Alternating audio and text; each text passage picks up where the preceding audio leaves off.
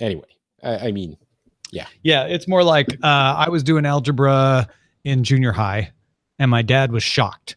He's like, we didn't even do algebra until the very end of high school, right? For him. And now kids are doing algebra in elementary school.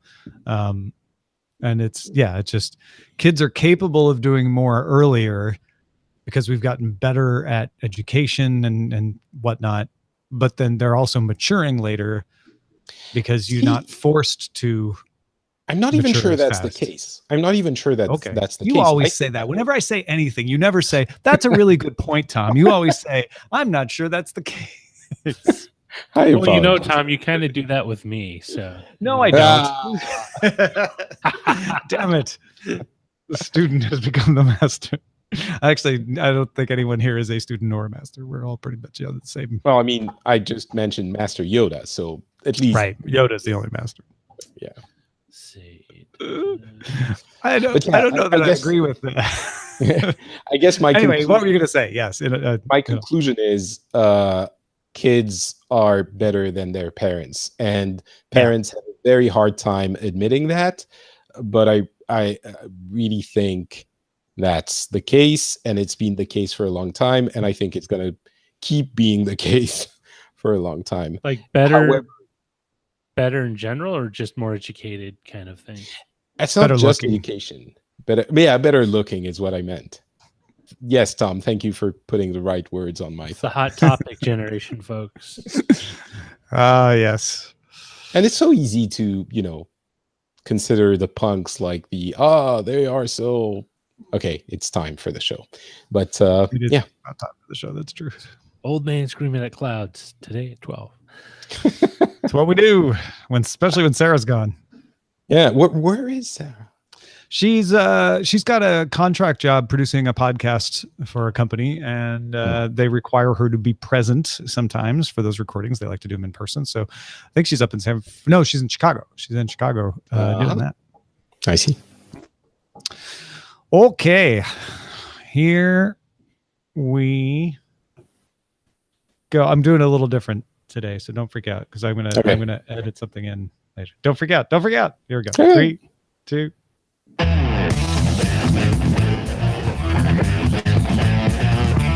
This is the Daily Tech News for Tuesday, July 10th, 2018 in Los Angeles. I'm Tom Merritt.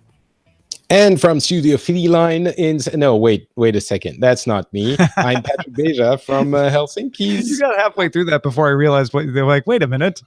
That is the right line to happen now, but that's the wrong person saying it. Of course, Sarah Lane is out today. She mentioned that yesterday on assignment. Somebody else assigned or something, and she had to go. But our producer, Roger Chang, is with us. Thank you, Roger Chang. I am here, always. You are ever present, and we appreciate that until your baby comes, and then you'll miss Roger for a few days. But he'll be back. Don't worry. That's a long time from now. What's happening right now is we're going to start with a few tech things you should know. WhatsApp has placed advertisements in Indian newspapers with titles like "Together We Can Fight False Information," containing tips like double check the facts when you're not sure who wrote the original message. The advertisements appear in multiple publications, both in Hindi and English. But where do you check the facts? Wait a minute. I think they cover that too. Tesla reached a deal with China to build a factory in Shanghai. It will be Tesla's first factory outside the US. Tesla says it can produce cars within 2 years after construction begins and aims to produce 500,000 vehicles years 2 and 3 after that. China is the top market for electric vehicles in the world. iAfrican reports a 24-year-old Ugandan software engineer won the Africa Prize for Engineering Innovation for a product called Matibabu, a low-cost reusable device that clips onto a patient's finger to test for malaria in less than a minute. No blood needed. Don't need to draw any blood. Brian Gita and his colleagues received the £25,000 first prize and have signed an agreement with the Ugandan government for clinical trials. Seems like they should get more money than that for some reason. Maybe I'm wrong. Well, they're going to get an agreement with the government, so I imagine they'll get more money, but the prize was only that much. I like that you're advocating for them, though. I appreciate it. Instagram has launched a question sticker that you can submit to friends' stories. Your friends can then tap the sticker to post a reply. The questions sticker is rolling out today on Android and iOS. You've been taken by this, haven't you? I think it's interesting that Instagram is growing so much, but this is trying to advocate engagement. It's like interact, chat more, discuss, and it's introducing commenting almost in stories, which famously have been absent of interaction. So I thought that was interesting. Yeah. All right, let's talk a little bit more about what YouTube is doing, kind of related to what the Indian advertisements were. YouTube will begin adding cards to conspiracy-related pages with text from trusted sources like an Encyclopedia Britannica or Wikipedia. YouTube will also supplement news search results with links to news articles in the wake of what it determines are major news events. YouTube will also spend $25 million on partnerships for sustainable video news operations in 20 markets. Okay, so folks who listen to the show every day, you know what we're going to say. First of all, adding a link to an encyclopedia article that shows you the facts isn't going to stop someone who already believes the conspiracy theory. But I think the intention here is to stop someone from beginning to believe. Because as we know, presenting people with the facts just makes them dig in harder in what they think. Supplementing the news results with breaking news so that when you search to find out what's happening, you see some reputable sources, even if they're not video, is an interesting idea to combat the idea is it's really easy to create a fake video about what's happening because you don't have to spend any time double checking facts, right? And so those go up faster than the real videos, but print articles go up faster. So if you put the print articles in the search results, then maybe that helps combat the fake videos. And then, of course, creating partnerships that get sustainable news operations to be successful on YouTube. I think that one explains itself. Like let's try to juice the results with good stuff out there that we can get behind. Do you think any of this really makes much of a difference, Patrick? I think it can't hurt. Although, what we've seen on Facebook is that, as you mentioned, telling people, no, this story isn't really right, makes them dig in. What Facebook has been doing is basically hide the ones that are controversial by reducing the size or showing them less in the newsfeed. Obviously, YouTube, I guess they could do that, but it's a little bit more of a controversial take. This could help for the people who aren't already coming to a topic with an opinion. The partnerships is an interesting one because 25 million, you might think, well, that's a decent number. But when you divide it by 20 markets, it makes $1 million roughly, a little bit more, per market. That doesn't seem like it's going to get a lot of people off the ground, but maybe it's a trial run and they'll do. I don't think it's meant to fully fund them, but to try to say like, hey, you need a little money to expand your operation. Because if you expand your operation, you'll have more videos. If you have more videos, you make more commercials. You get more money. We'll kind of help you over the hump. It's almost like a small business loan approach. Right. It's a grant. Microsoft introduced the Surface Go with a 10-inch 1800 by 1200 screen, 2-core Intel Kaby Lake chip, 64 gigabytes of storage, and a 9-hour battery life. So it's low spec. Let's just be honest. But like all Surface tablets, it does have a kickstand, supports the Surface Pen sold separately, has a micro SDXC card reader and headphone jack, as well as one USB-C port. You can also buy a smaller type cover made for the new 10-inch form factor. Those range from $99 to $129, depending on the material. There's a smaller Surface mouse, in case your hand gets smaller when you use a smaller tablet, for $35. I'm just joking. I know you want to keep it all tight and compact. Pre-orders begin today, starting at $399. That one gets you Windows 10S. Doing an interesting thing here, you can always unlock Windows 10S, but if you spend $449, $50 more, you'll get Windows 10 Pro from the start. You won't have to unlock it. And for $549, you can step up the RAM to 8 gigabytes and the storage to 128 gigabytes. New Surface Go and the accessories will begin shipping August 2nd. And if you're saying, well, wait a minute, what about LTE or even bigger drives? LTE and 256 gigabyte drive models will be introduced later this year. They haven't said exactly when. So it's Microsoft trying to compete with the 10-inch iPad and Android tablets out there. Right. The magic number there is, of course, the price, $399 for the basic model. The thing is, though, $399 is an attractive price, and tablets are less expensive now, but I guess you can think for serious work device, you could spend $399. But This is only Windows 10s. And on a Surface, it is kind of difficult to use it properly without a keyboard, so you add another $100. So you're starting to get away from the initial sticker price of $399 if you want to use it decently. Still, it's a lot less expensive than the other tablets that are available, and you get a full Windows thing. I think it is interesting to many users because of the use cases, but it's not really $399. So. Yeah, I know you can use a Windows 10s tablet without a keyboard. You absolutely can. Well, yes, that's what the Metro interface is for. But I'm with you. I wonder how many people actually do that, because with the Pixel Book and with the iPad, I absolutely use them with keyboards. Now, I may not use that keyboard all the time. I use it more with the Pixel Book than I do with the iPad, to be honest. But it's necessary for me to get the most out of it. Well, especially for Windows machine, yes, you can bring up the keyboard on the Surface, but the iPad the Metro interface with the Windows App Store, if you just Absolutely. stay inside of that, yeah, you can. But the iPad is designed to be used not with. I mean, you don't do necessarily the same things on an iPad and a Surface. The attractive qualities of the Surface is that it is a full Windows machine, and so the keyboard becomes more necessary. So that's why I think the keyboard is, although more Microsoft would say that's not the only reason to use it. You should use it the other way. I just don't think people do, because I think people think like you, like, yeah, but it's Windows, so I want to get everything out of it that I can. In the latest update to iOS, Apple added USB restricted mode, which disables USB access if the phone has been locked for an hour. This prevents some methods used to crack into locked iPhones. However, Elcomsoft has found that the 1 hour counter resets if any USB device is plugged in to the phone before the hour is up. That seems like an oversight. No, it's not. Let me explain. Let me call back to when we had the story of USB restricted mode being announced. And there were all these hot takes about how Apple is going to undermine law enforcement.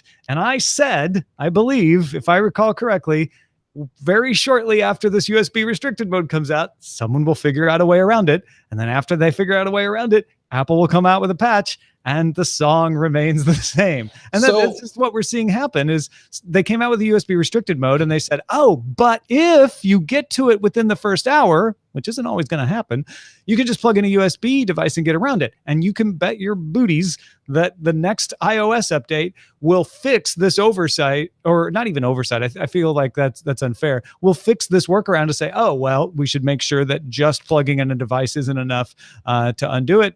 And it just keeps going on from there. I mean, I'm sure there might be a reason for it by design, because some people are using USB connected devices when the phone is locked and you don't want it to stop working all of a sudden in the middle of your usage. But if this is going to be effective, you should have an option to tell it, well, even if something is plugged in, if it's been locked for an hour, then disable the thing. So that's why I'm saying it seems like an oversight more than like an actual clever hack. Like, I see you're using it in that direction. I'm trying to say Apple didn't screw up by missing this. It's just somebody found a little way around and they're like, oh, okay, well, we should patch that. But you're right. Like if I'm playing music on a locked iPhone and I plug in speakers to the Lightning port that are USB speakers, I should be able to not have to unlock the phone to do that. That would be kind of annoying. So yeah, there's a little additional toggle coming to the UI. Yeah.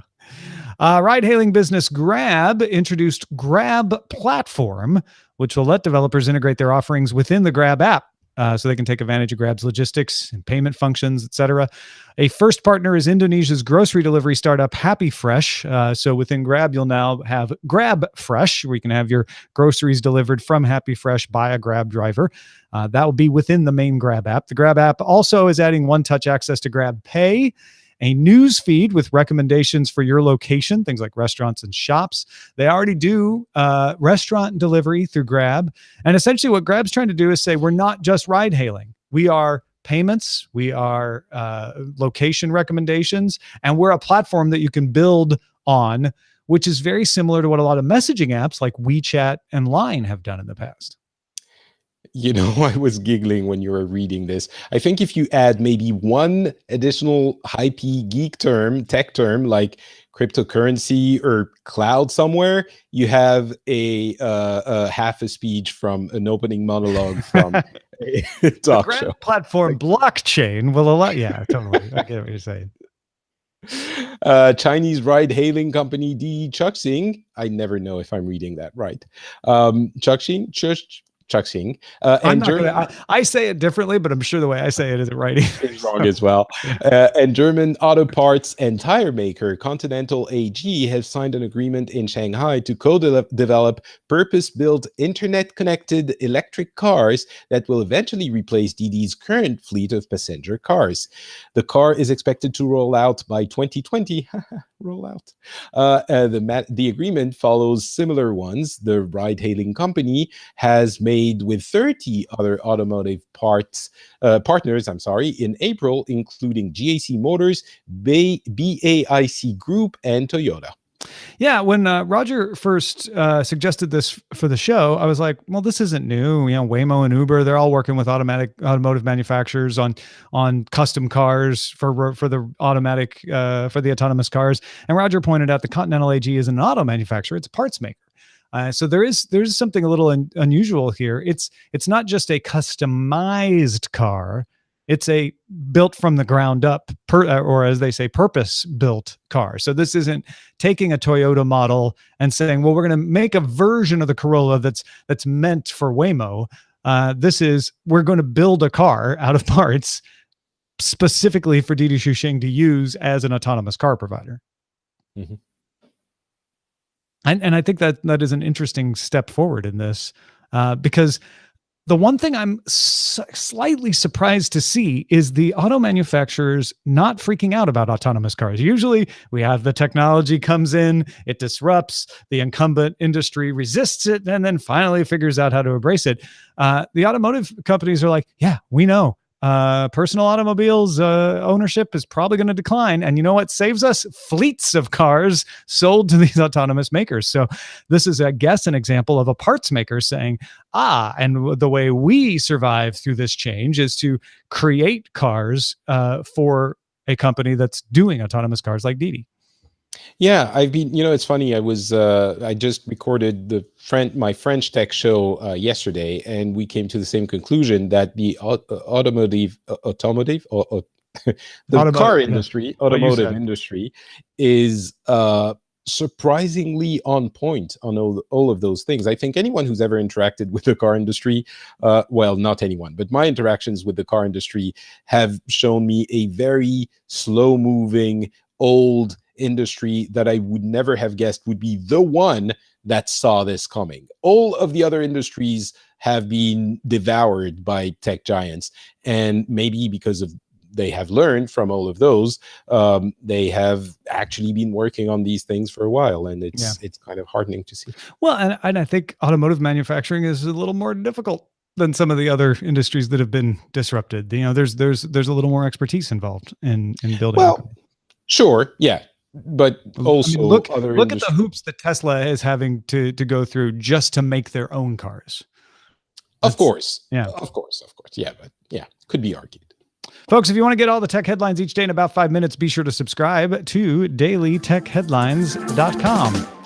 We have another fantastic article. Don't ever let anyone tell you that journalism is dying. There have been some amazing articles coming out this week. Cecilia D'Anastasio of Kotaku has an excellent article on the topic of gaming addiction. This is something she's covered for a while, actually. She wrote an article for Vice about it 3 years ago. It tells the story of several people, including somebody named Cam, who have been game sober. In fact, Cam has been game sober for 7.5 years. After almost committing suicide because he felt so bad that he couldn't stop gaming. Experts still debate whether excessive gaming is a compulsion, an addiction, or simply a symptom of an underlying issue. And of course, gamers get their backs up real quick because we have all been succumbed to the, gaming causes violence, gaming causes this, that we're tired. Oh, great. Now gaming is at fault for addiction. But there are definitely some instances and people who say, yeah, I couldn't stop. It was a problem. Some of them say it was probably another issue that was manifesting itself as gaming, but it's a real issue. One of the things that's causing the controversy is gaming getting put in the same camp as gambling. Gambling was classified as a compulsion or impulse control issue in the 1980s. But in 2013, the Diagnostic and Statistical Manual reclassified it as gambling disorder under the behavioral addictions section. That's the first non-substance-based addiction to be recognized that way. And this year, gaming disorder was added to the WHO's international classification of diseases.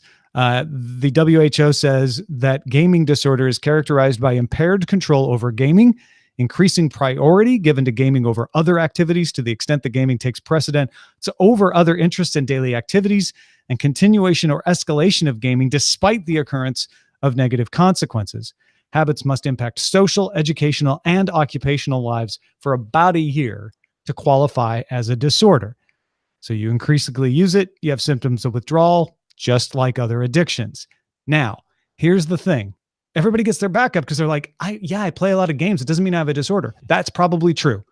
It's not common. A recent meta-analysis, including 19,000 subjects, concluded that a very small proportion of the general population, between 0.3% and 1%, might qualify for a potential acute diagnosis. So they're not saying everybody who games has a disorder. They're saying a very small percentage of people might actually have a problem. Patrick, I know that you had a similar reaction to this article as I did, which is some mixed feelings about it, but very interesting. Yeah, for sure. I mean, I'm definitely part of as people on the show know, I am a lifelong gamer, very proud of it, very like almost militant for my hobby to be recognized as something, not even just of value, but something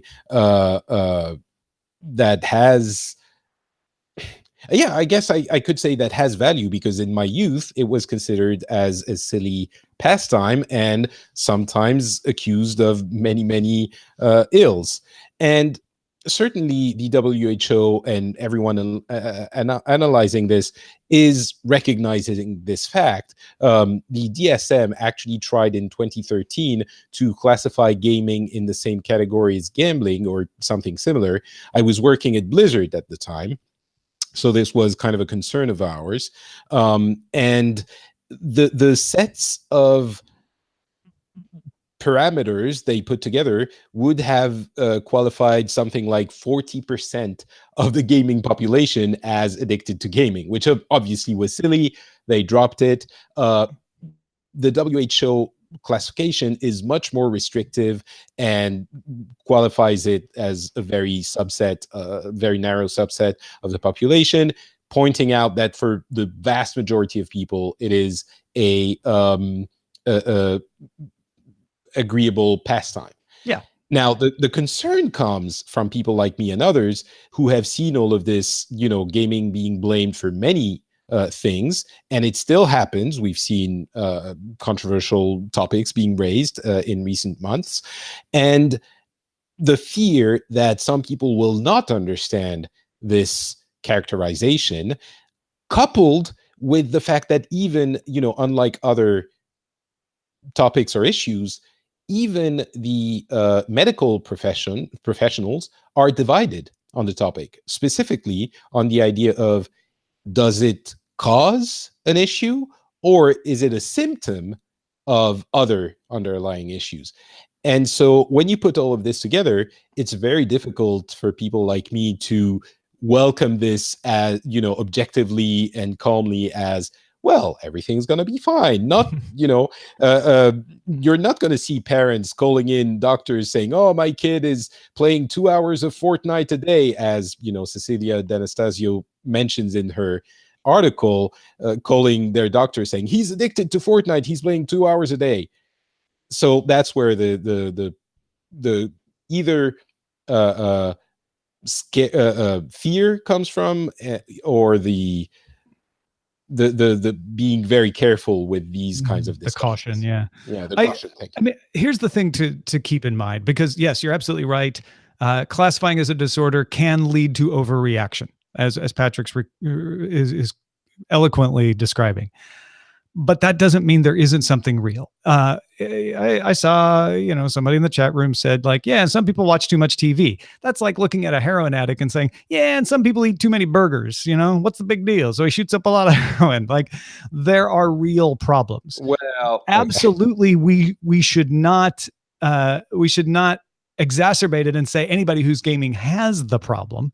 But and that's where it's different than a lot of drugs. There are a lot of drugs where if you take the drug, you probably are going to have a problem. It's that addictive. Gaming, as we say, only seems to affect a very small amount of the populace, but that amount of the populace absolutely has a problem. The way to know you have a problem is if you can't stop, if you hide it, if you lie about it. If you read this Kotaku article, she has anecdotes from people about playing games until 5 a.m., hearing, their mother come up the stairs and then turning off the game and jumping into bed to pretend they're asleep. And as soon as their mother leaves, jumping back out. Not a cute thing that they did once or twice, but constantly for a year. That's a problem. And let me read this quote. This is a person who says, yeah, I have gaming addiction. I can't handle it. I can't play games or I will not stop. He says, it's perfectly clear to me that I have one condition that involves all these things: obsessive compulsive, denial, hiding, lying about it, fear, crazy thinking, irritability if I stay away, mental cravings and urges, and distorted thinking. In my 20s, I tried to numb it out with drinking. In my 30s, I numbed it out with gaming. The idea that they're two different conditions doesn't make sense to me. It doesn't match my experience at all. But Dr. Douglas Gentile, a psychologist at Iowa State University's Media Research Lab, says sometimes you see that there is depression followed by a gaming disorder. Sometimes you see a gaming disorder that then leads to depression. He's like, it's a chicken and egg problem, but it is a real problem, even if we don't know exactly what the underlying cause is. And again, if the world was perfect and everyone would understand the WHO's characterization of this issue, I think it would be much better accepted by gamers. Even the WHO is saying, one of the advantages of classifying it as a compulsion, I think is the exact way the disorder that is going to help fund more research. Right. So we are going to be able to investigate it a little bit more, understand exactly what is happening. I would use the, many examples that you can find across the net and social commentary of, some people eat too many burgers and some people watch too much TV and some people were saying that novels were going to rot young people's brains back in the early 19th century. The one thing that even I have to admit is different with games is that some games don't end. A book, you're going to reach the end. A movie, you're going to watch the movie. At some point, you're going to have watched all the movies you want to watch. Games, multiplayer games in particular, are often designed to be infinite, not through malice, but that's because how the game becomes fun. So I will agree, there is an avenue for people who get lost in their games, maybe because of underlying conditions. Maybe not. I would like to think it's because there's something else under it. Well, they have a way of doing something that just doesn't stop. They can play, League of Legends or whatever multiplayer competitive game forever. They can play, So that is definitely a difference. The thing I would point out, though, is some people are addicted to games that do stop. They just can't stop playing those games. So they play one, they finish it, and they move on to another. The question isn't, I think you'll find most.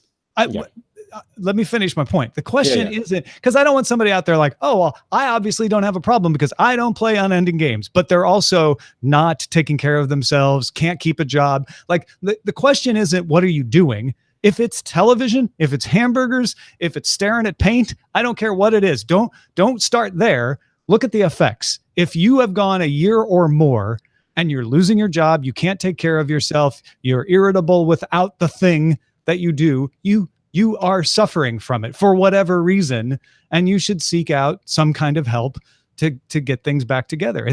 It's not about whether the thing should cause it or not. Look at the effects. And that's why I did want to finish this by mentioning a couple of support groups. GameQuitters.com is from Cam, who was mentioned in the Kotaku article. It's a support group for video game addiction.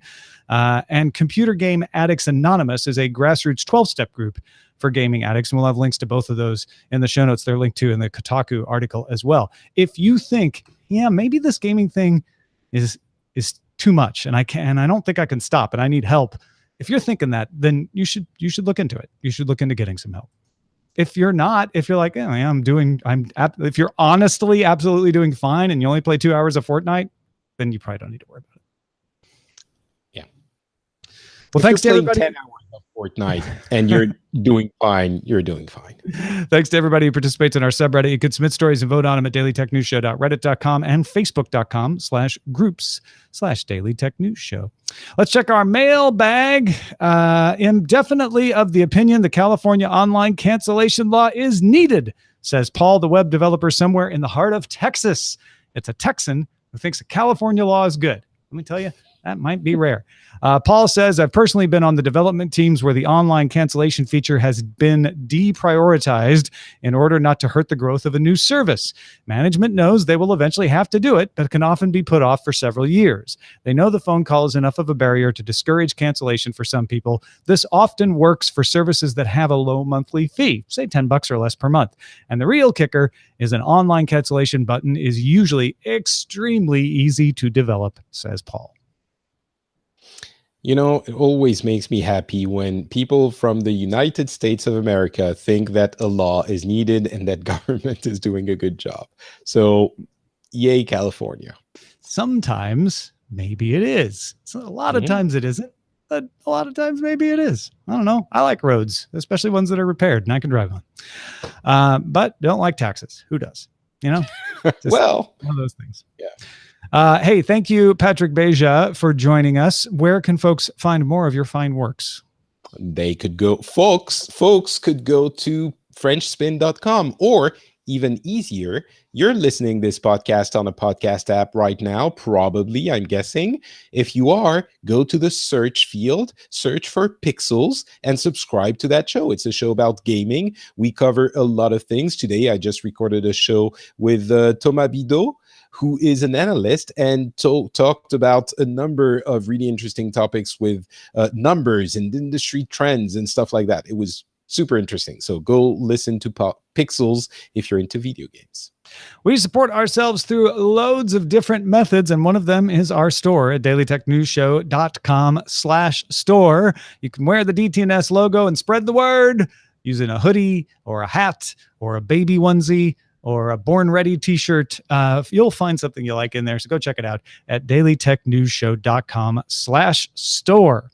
Our email address is feedback@dailytechnewsshow.com. We're live Monday through Friday, 4:30 p.m. Eastern, 20:30 UTC. A little before that in the Discord, if you're a patron. Find out more at dailytechnewsshow.com/live. Back tomorrow with Scott Johnson. Talk to you then. Bye. This show is part of the Frog Pants Network. Get more at frogpants.com. Diamond Club hopes you have enjoyed this program. Was that you saying bye? Yes. Because it was so, the tone was so fitting with the music that I for a second I was like, was there a weird guitar lick in there that I'd never noticed before? And then I was like, no, actually, I think that was Patrick. I often say bye at the end of. It was just, I don't know, your tone fit perfectly into the song. It was well done. It was the musicality of my voice and ears. Well, that was a good show. What should we call it? I'm gonna call it a night and go to sleep.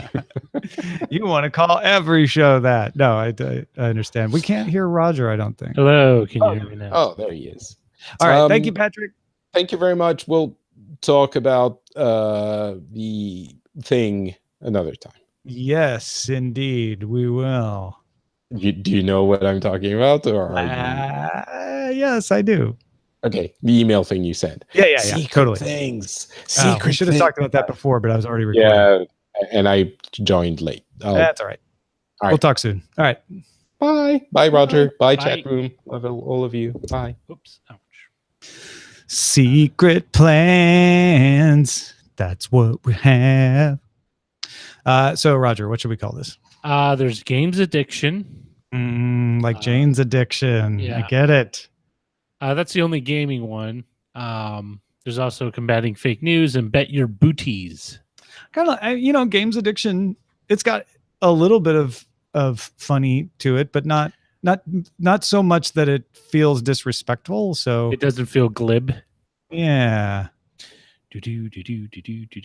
Oh wait, that's a different song. Dun, dun. Why are they still drilling? I thought they were done. You're done. I'm done with this construction. Like my head hurts. What are they drilling for? Gold? What are they drilling in there? Not a playroom for the baby. I wish. What is he building in there? I don't even remember what that's from anymore. It's from a play of some sort, but I can't remember which one now. The jackhammerish, the jackhammer's house. No, it didn't have to do with jackhammers particularly. Jula. Oh dear. Oh my dears. That's hell. You're gonna have to keep the troops entertained since Sarah's gone. And All right. So, true story. Oh, what happened the other day? See, I don't even remember this anymore. True story about a thing that Roger doesn't remember. I thought it was going to be interesting, and then I realized it wasn't. I think I was confusing it with something else. You were confusing it with an interesting story. Yeah. I don't have too many of those. I think ever since I had a kid, I've been quietly just at home. Although there was that one time I had to help the old lady get back in her seat because we had that heat wave in San Francisco. I do back in San Francisco, I did like a daily walk. I walked like 2 miles, like up a hill and down a hill. Oh, that's good. And I mean like not just a gradual hill. I mean like almost a 45-degree incline hill. And as I was walking back toward my house, there was this woman on her stoop, and she kind of waved me down, saying, sir, can you help me? And I was like, all right, I'm done with my frozen yogurt I got from the frozen yogurt shop. So I put that on the step and followed her into the house. It's like, I just called the doctor, and I'm waiting for him to arrive, which kind of set off alarm bells because doctors don't really do house calls anymore. But like my mother is, she's slumping in her seat, and I need to get her back in her seat. It's very hot and all this stuff. And so I see like this very elderly woman. She must have been in her mid to late 80s. She probably meant she'd call the ambulance is what I'm guessing. Not possibly, but I mean, I was there for like 45 minutes and then hear nothing show up. And I think the mother had dementia. Like she was giving me like weird looks and stuff. This is a sad story. Yeah. Well, I was trying to help put her into the chair. So I kind of picked her up and I slowly moved her, but she started grabbing my fingers and tried to bite them, and she's trying to tear them off. And I guess the woman who was her daughter's like, "Ma, it's okay. He's trying to help." But you had like this 80-year-old woman like grabbing my fingers trying to bite him. It's like I think one other from the dementia, I also thought she was dehydrated. It's like you might want to stop with the diet 7-Up. It's not helping. You probably should just give her straight water to dehydrate, and maybe open up like a tragic story, Roger. It's an interesting story. It's the only one I have on. This is the best you got, huh? All right. Well, at short notice, I'm sorry. You knew Sarah was going to be gone. It's not like you didn't know. All right. So I have this other story about way back when Kevin Rose was still at. Here we go. Gossip. That's better. Oh, that was just a place, a time frame. Not that's didn't involve him. Okay, never mind. So we had a once in a lifetime storm in San Francisco where it was just deluged with heavy amounts of rain, like almost 4 times the normal amount of rainfall, and it overwhelmed the sewage system in the city, like so much so that water was shooting out of the manhole covers. Yeah, and the sewage actually, I feel like I remember that one. Yeah, and I was driving down to Mission Street from going east on Cesar Chavez from my house. I got on Cesar Chavez, went down, And it's like, holy crap, these streets are totally flooded. Like, there must have been at least 1 inch or 2 inches of water in places, and almost a foot in other places, depending on, because the streets slope. And I saw like, oh look, because my sister was with me, say, oh look, someone lost her jacket. I see this blue jacket kind of float by, and then I notice it starts waving. It's like, oh my God, it's like a little woman, and she's being washed out. I hate to laugh about it, but she's being washed out Cesar Chavez by a torrential amount of rainfall. And at the intersection of Cesar Chavez and Mission, the driver in this car that was going intersecting with me, moved his car up so she could grab the front of the fender to hold herself.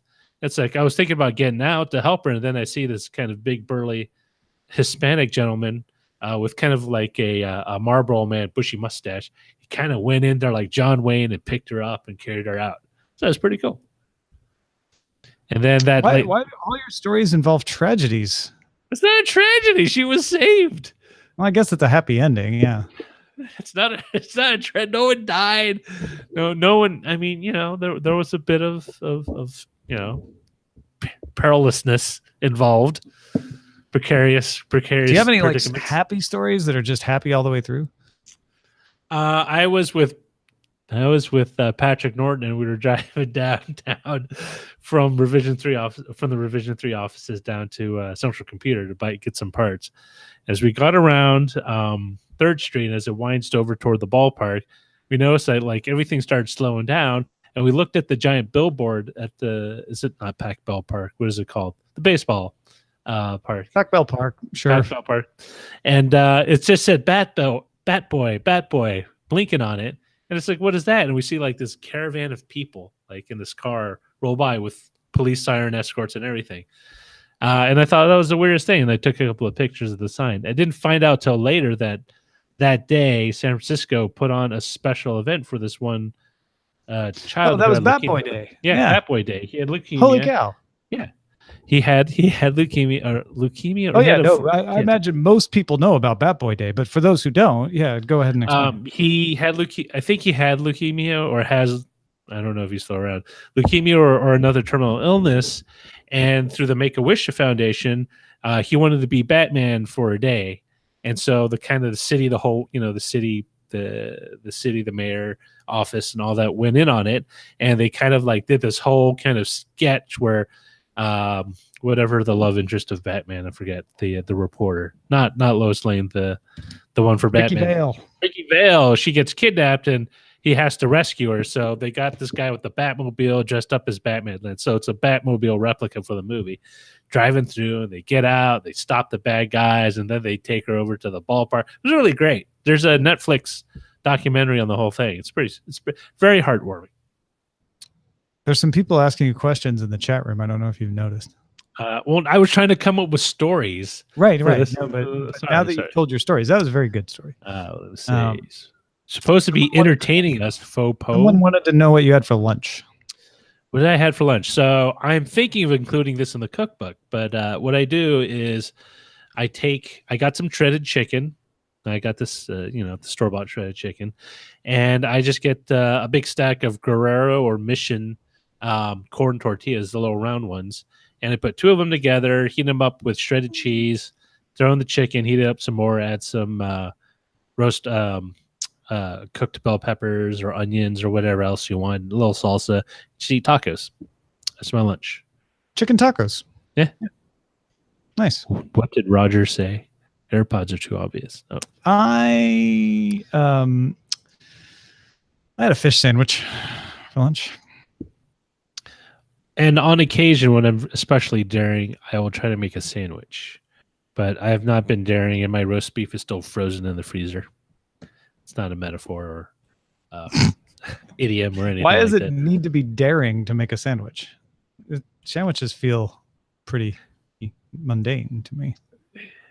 It does. I was thinking of doing my hummus sandwich for the cookbook, but that's kind of involved. Like I make it with focaccia bread, Swiss cheese, lettuce, Swiss chard, or whatever. Green leafy vegetables, tomatoes, a big thick layer of good quality hummus and a lot of slices of turkey or roast beef.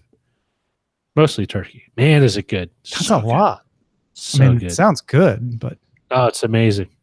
That's what I used to eat at the Exploratorium.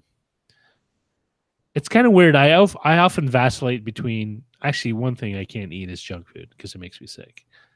And I don't know if it's the oil, but what I've discovered with my own body as it develops from adolescence to adulthood and eventually to middle age, my body cannot tolerate the same diet that I had 5 years ago.